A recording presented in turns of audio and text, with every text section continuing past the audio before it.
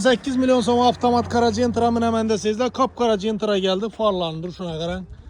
Bleskini qarang, buni mazza olib.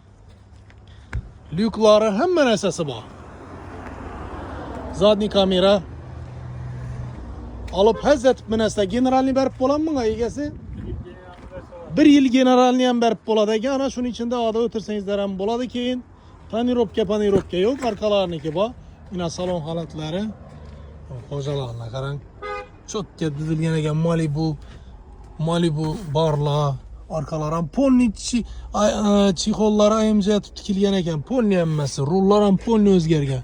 Yurgan probegin chamun usta 175 ming halol probeg yurgan. Mana kraska nerinde bor? Bir iki detalında bor ekan. Leboy ustangiz o'zlaringiz ko'rsatib olaverasizlar. Mashinada avariya, balonidon, uning kasallari yo'q.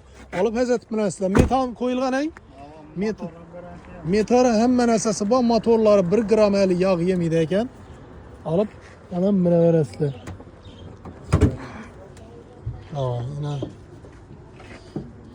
ko'ringlar, yana motorlar ham top-toza bo'lib turibdi. Arkalarni ham ochib ko'rsatamiz. 88 milyon so'm. Naq pula sotiladi. Kredit deb o'tirmanglar. Ya kreditdan beramizmi? 2 so'm bilan.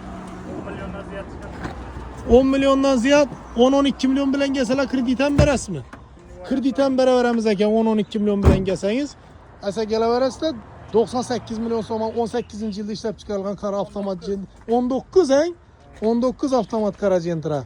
Aydın bahalasında gelevenler.